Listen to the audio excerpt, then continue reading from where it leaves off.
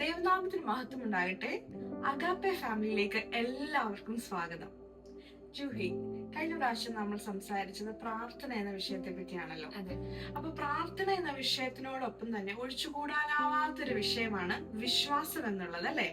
അതായത് നമ്മളൊരു വിഷയത്തെ പറ്റി പ്രാർത്ഥിക്കുമ്പോൾ ആ പ്രാർത്ഥന കർത്താവ് കേൾക്കുമെന്നും നമ്മൾ പ്രാർത്ഥിക്കുന്ന വിഷയത്തിൽ ഉത്തരം തരുമെന്നും നമ്മൾ വിശ്വസിക്കുമ്പോഴാണ് ആ പ്രാർത്ഥനയ്ക്ക് ഒരു മീനിങ് ഉണ്ടാവുന്നത്. തീർച്ചയായും. അതുകൊണ്ട് നമുക്കിന്ന് വിശ്വാസം എന്നതിനെ പറ്റി സംസാരിക്കാം. അതെ, വിശ്വാസം എന്നതിനെ കുറിച്ച് നമുക്ക് പറയാം. വിശ്വാസം എന്നത് ആശിക്കുന്നതിനുറപ്പും കാണാത്ത കാര്യങ്ങളുടെ നിശ്ചയമാണ്. അതായത് നമ്മുടെ മുന്നിൽ ഒരു സാധ്യതയുമില്ല, അസാധ്യമാണ്, പക്ഷേ നമ്മൾ അതിനെ ബ്ലൈൻഡ്ലി ബിലീവ് ചെയ്യുന്നു, അത് ലഭിക്കൂ എന്നുള്ളത്. അതാണ് വിശ്വാസം എന്നതുകൊണ്ട് അർത്ഥമാക്കുന്നത്. വിശ്വാസത്തെ കുറിച്ച് സംസാരിക്കുമ്പോൾ നമുക്ക് ഒരിക്കലും അബ്രഹാമിനെ കുറിച്ച് രണ്ട് വാക്ക് പറയാതെ മുന്നോട്ട് പോകാനേ പറ്റില്ല, അല്ലെ? അബ്രഹാമിന്റെ ജീവിതത്തിൽ അബ്രഹാമിന് ഒരു വാഗ്ദത്തം ലഭിക്കുന്നത് തന്റെ 75ാമത്തെ വയസ്സിലാണ്. അന്ന് തനിക്കൊരു വാഗ്ദത്തം ലഭിക്കുന്നത്, നിനക്ക് ആകാശത്തിലെ നക്ഷത്രങ്ങളെ എണ്ണാൻ കഴിയുമെങ്കിൽ എണ്ണുക, നിന്റെ തലമുറയെ ഞാൻ അത്രത്തോളം വലുതാക്കുമെന്നാണ്. അതിനുശേഷം അബ്രഹാമിന് കുറച്ച് നാളുകൾ കാത്തിരിക്കേണ്ടി വന്നു, കുറച്ച് വർഷങ്ങൾ കാത്തിരുന്നു. തന്റെ 99ാമത്തെ വയസ്സിൽ വീണ്ടും ആ വാഗ്ദത്തം ഒന്നുകൂടി ഉറപ്പിക്കുകയാണ്, അടുത്ത വർഷം നിനക്കൊരു പുത്രനെ ലഭിക്കും എന്നുള്ളത്. പക്ഷെ ആ സമയത്ത് അബ്രഹാമിന്റെ മുന്നിൽ ഒരു സാധ്യതയുമില്ല. കാര്യം, അബ്രഹാമിന് 99 വയസ്സായി. സാറയുടെ ജീവിതത്തെ കുറിച്ച് പറയുകയാണെങ്കിൽ ഒരു നിർജീവത്വം, ആ ശരീരത്തിൽ നിന്നും ഒരു പുതിയ ജീവൻ ഉണ്ടാക്കുവാനുള്ള ഒരു സാധ്യതയുമില്ല. എങ്കിലും അബ്രഹാം വിശ്വസിച്ചു, അല്ലെ? അടുത്ത വർഷമായപ്പോഴേക്കും അബ്രഹാമിന് ഒരു മകനെ ലഭിക്കുന്നു, ഇസഹാക്കിനെ തന്റെ കൈകളിൽ ലഭിക്കുന്നു. പിന്നെയും സമയങ്ങൾ മുന്നോട്ട് പോവുകയാണ്. പക്ഷെ ഇപ്പോഴും എന്താ, അബ്രഹാമിന്റെ തലയ്ക്ക് മുകളിലുള്ള വാഗ്ദത്തം അബ്രഹാമിനെ ബഹുജാതികൾക്ക് പിതാവാക്കും എന്നുള്ളതാണ്. അപ്പോൾ ഒരു തലമുറയെ ഓൾറെഡി അബ്രഹാമിന് ലഭിച്ചു. പക്ഷെ കുറച്ചു കഴിയുമ്പോൾ വീണ്ടും ഒരു കൽപ്പന ലഭിക്കുകയാണ്, തന്റെ ഏക ജാതനായ മകനെ കൊണ്ടുപോയി യാഗം കഴിക്കുക. അപ്പൊ ചിലപ്പോ അബ്രഹാം ചിന്തിച്ചു കാണും, തന്റെ വാഗ്ദത്തം ഒന്ന്, പക്ഷെ ഇപ്പൊ സംഭവിക്കാൻ പോകുന്നത് മറ്റൊന്നാണല്ലോ. നമ്മളൊക്കെ ആണെങ്കിൽ ഈ സമയത്ത് പതറിപ്പോകും, അല്ലെ? ദൈവമേ, ഇങ്ങനെയൊക്കെ സംഭവിക്കാൻ പറ്റുമോ എന്ന്. പക്ഷെ എങ്കിലും അബ്രഹാം തന്റെ വിശ്വാസത്തിൽ ഉറച്ചു തന്നെ നിന്നു. മകനെ കൊണ്ട് യാഗം കഴിക്കാൻ പോവുകയാണ്.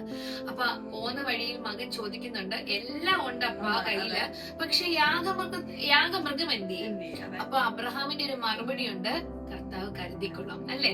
അപ്പോഴും അബ്രഹാമിന്റെ ഉള്ളിൽ ഒരു വിശ്വാസമുണ്ട്. എന്തൊക്കെ പ്രതിസന്ധികളാണ് മുന്നിലുള്ളത് എങ്കിലും അബ്രഹാം അതിൽ വിശ്വസിച്ചു നിന്നു, ദൈവത്തിന്റെ വാഗ്ദത്തത്തിൽ വിശ്വസിച്ചു നിന്നു. അതുകൊണ്ട് എന്ത് സംഭവിച്ചു? ബഹുജാതികൾക്ക് പിതാവാക്കി തീർത്തു. ഇപ്പോഴും നമ്മൾ എന്തെങ്കിലും സംസാരിക്കുകയാണെങ്കിലോ അല്ലെങ്കിൽ നമ്മൾ പ്രാർത്ഥിക്കുകയാണെങ്കിൽ പോലും നമ്മൾ പറയുന്നത് എന്താ? അബ്രഹാമിന്റെ ദൈവമായ യഹോവേ, അല്ലെ? അപ്പൊ അബ്രഹാമിനെ അത്രമാത്രം ദൈവം മാനിച്ചു. അതാണ് വിശ്വാസത്തിന്റെ ഒരു ശക്തി എന്നുള്ളത്. അതെ, തീർച്ചയായിട്ടും. വചനം നോക്കിയാൽ വിശ്വാസ വീരന്മാരുടെ ഒരു വലിയ പട്ടിക തന്നെയാണ്. അത് മാത്രമേ കാണാൻ സാധിക്കത്തുള്ളൂ നമുക്ക് വചനത്തിൽ.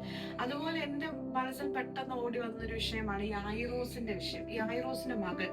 അപ്പം യായിറോസിനെ പറ്റി നമുക്ക് ആദ്യം ചിന്തിച്ചാൽ, Jairus he's a commander in chief, he's a person with high position. അപ്പൊ അത്ര ഹൈ പൊസിഷനിൽ ഇരിക്കുന്ന ഒരാൾക്ക് he's got lot of people under him, കുറെ ആൾക്കാരുണ്ട് തന്റെ കീഴില്. അതുപോലെ തന്നെ ഹീസ് റിച്ച്, പൈസയുണ്ട്, എല്ലാ കാര്യങ്ങൾക്കും തനിക്ക് ആരുടെ ഒരു സഹായം ആവശ്യമില്ല. പക്ഷെ തന്റെ മകൾക്ക് വയ്യാതാകുന്നു, തന്റെ മകൾ തലീത രോഗിയായി കിടപ്പിലാകുന്ന സമയത്ത് തന്റെ പൊസിഷനോ തനിക്കുണ്ടാകുന്ന ഈ ഒന്നും തന്നെ താൻ അത് കാര്യമാക്കുന്നില്ല, അല്ലേ? നേരെ കർത്താവിന്റെ അടുത്തോട്ട് ചെല്ലുക. കർത്താവിന്റെ അടുത്തോട്ട് ചെന്നിട്ട് തന്റെ കാൽക്കൽ വീട് ചോദിക്കുക, കർത്താവേ, എന്റെ കുഞ്ഞിനെ രക്ഷിക്കണമെന്ന്. പക്ഷെ ആ സമയത്ത് വാർത്ത വരുന്നു, കുഞ്ഞ് മരിച്ചു, അല്ലെ? അപ്പൊ നമ്മളുടെ മാനുഷികമായ ചിന്തയെ നോക്കിയാൽ തീർന്നു. ഇനി ഒന്നുമില്ല, ഇനി ഹോപ്പില്ല, ഇനി എന്തിനു വേണ്ടി പ്രാർത്ഥിക്കണം? അല്ലെങ്കിൽ കഴിഞ്ഞ് നമ്മൾ പ്രാർത്ഥിച്ച വിഷയങ്ങൾക്ക് അറുതി വീണു. പക്ഷെ അപ്പോഴും യായിറോസിന് ഒരു വിശ്വാസമുണ്ട്, അല്ലെ? വരികയെന്ന്. അപ്പം കർത്താവ് യേശുക്രിസ്തു പറയാം, ഭയപ്പെടേണ്ട, വിശ്വസിച്ചാൽ മാത്രം മതിയെന്ന്. അപ്പം യേശുക്രിസ്തു യായിറോസിന്റെ വീട്ടിലോട്ട് വരുമ്പോ അവിടെയുള്ള ആൾക്കാരെല്ലാം നിർവൃത്തി ചോദിക്കുക, ഇനി എന്തിനാ വരുന്നത്? കഴിഞ്ഞല്ലോ, ക്ലോസ് ഇല്ല, ചാപ്റ്റർ ക്ലോസ് ഇല്ല. ഇതുപോലെ നമുക്ക് കാണാൻ കഴിയുന്ന മറ്റൊരു വിഷയമാണ് ലാസറിന്റെ വിഷയം. 4 നാളായി നാറ്റം വമിച്ചു, ഇനി എന്ത് ചെയ്യും? അതുപോലെ തന്നെയാണ് ഇതും നമുക്ക് കാണാൻ സാധിക്കുന്നത്. മകൾ മരിച്ചു, പക്ഷെ കർത്താവ് യേശുക്രിസ്തു കുഞ്ഞിന്റെ അടുത്ത് വന്നിട്ട് പറയും, തലീദാ കുമി, എഴുന്നേൽക്കുക, കുഞ്ഞെ എഴുന്നേൽക്കുക. ആ ക്ഷണത്തിൽ, ആ വിശ്വാസത്തിന്റെ ഒരു പ്രവൃത്തിയിൽ, ആ ക്ഷണത്തിൽ അവിടെ വിടുതൽ നടക്കുകയാണ്. കുഞ്ഞ് എഴുന്നേൽക്കുന്നു, വിടുതൽ നടക്കുന്നു. എത്ര വലിയ വിശ്വാസം! അതായത് നമ്മൾ പൊട്ടനെ പോലെ അങ്ങ് വിശ്വസിക്കണം. നമുക്ക് നമ്മുടെ സ്റ്റാറ്റസോ നമ്മളുടെ നമ്മളുടെ പൊസിഷനോ നമ്മുടെ സൊസൈറ്റൽ വാല്യൂസോ ഒന്നുമല്ല. നമ്മൾ ദൈവസന്നിധിയിൽ എത്തുമ്പം ഒട്ടനാകുക, നമ്മളെ ഏൽപ്പിച്ചു കൊടുക്കുക, നമ്മളങ്ങ് വിശ്വസിക്കുക. കർത്താവ് അത്ഭുതം പ്രവർത്തിക്കാൻ ശക്തനാ. അതെ, നമ്മുടെ ജീവിതത്തിൽ ഒരു അത്ഭുതം സംഭവിക്കണമെങ്കിൽ നമ്മൾ വിശ്വസിച്ചേ മതിയാകും. ഇപ്പൊ നമ്മളിപ്പം സംസാരിച്ചതുപോലെ നമ്മൾ ബൈബിളിൽ നോക്കുകയാണെങ്കിൽ പോലും ഈ വിശ്വാസത്തിൽ ഉറച്ചു നിന്നവരെ മൊത്തം സമൂഹം കളിയാക്കിയിട്ടേ ഉള്ളൂ, അല്ലെ?